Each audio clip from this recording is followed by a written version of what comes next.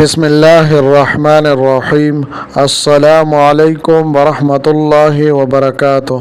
عزتمند مسلمانانو ورونو او خویندو، امید لرم چې تاسو بروغ جوړ بیئ او خوشحال بیئ. زما د الله رب العزت نه دا دعا ده، دا سوال ده چې تاسو چرته هم یئ، الله رب العزت مو همیشه د پاره روغ جوړ خوشاله و باد ساته. آمین. عزتمندو، نن د یوې نوې او خاص وظیفې سره زه ستاسو مخ کې حاضر یم. زما عزتمندو، نن درته په دې ویډیو کې د الله رب العزت د یو خاص او صفتی نوم یوه خاص او عظیم الشانه وظیفه بیانوم.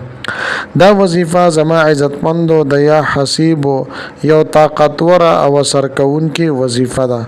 زما عزتمندو، یا حسیبو دا د الله جل شانه په نومونو مبارکو کې یو اسم مبارکه دی. په دې کې زما عزتمندو د الله جل شانه له طرف نه د پوره حفاظت د یقین اظهار دی. زما عزتمندو، کچره تاسو باندې څوک ظلم او زیاتی کوي او ته د هغه د ظلم نه او د هغه د زیاتی نه تنګې، نو دا وظیفه وکړه، ان شاء الله تعالی د دې ظالم د ظلم نه به درته الله جل شانه نجات عطا فرمایي.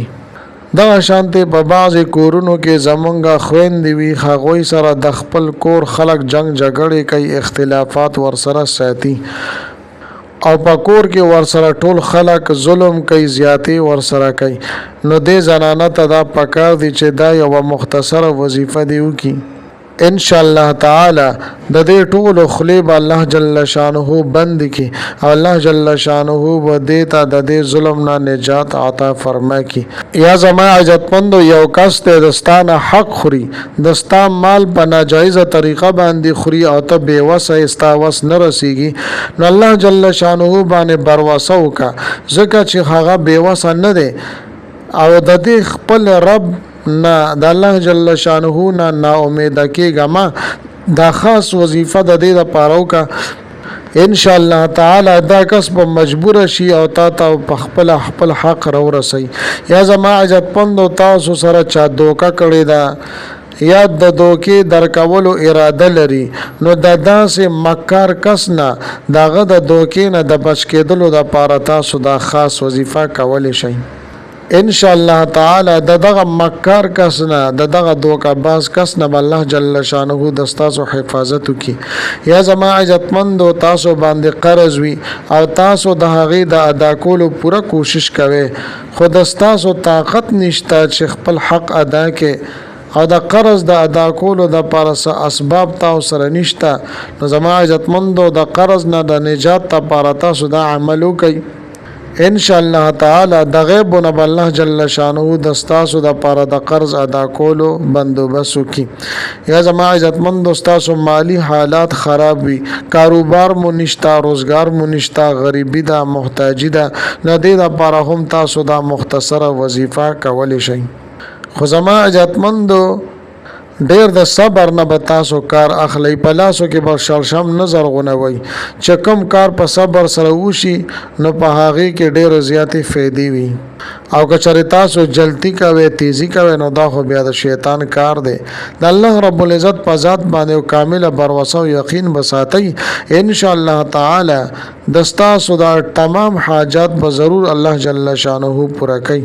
د مشکلاتو نه، د پریشانو نه او د تکالیفو نه به الله جل شانه تاسو ته نجات عطا فرمایي. لہذا زما عزتمندو، کچری تر اوسه پورې تاسو زما دا چینل سبسکرایب کړی نه وي، نو برای مهرباني دا چینل سبسکرایب کړئ.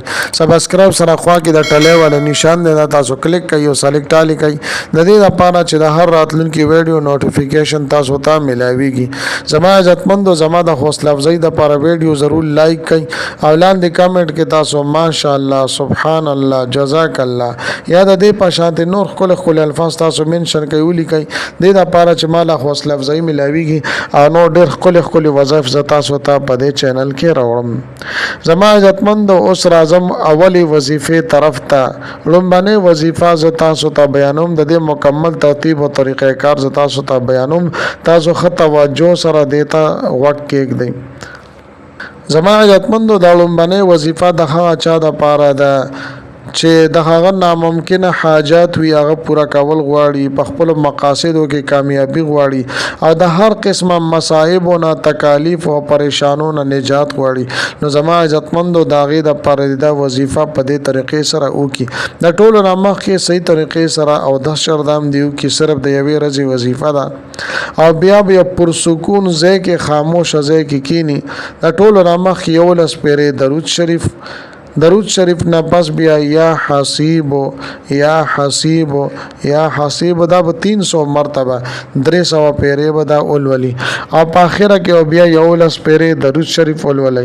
خدا د چې درود ابراهیمی وای د دې نه پس په بیا د دعا د پر لاس پورته کوي، دعا بو غواړي چې یا الله ته زما د پاره کافی شي، ته زما مشکل آسان کې، زما د تکالیف او د مشکلات زمانه لر کې، یا الله تعالی ما خپل پناه کې اوساتي.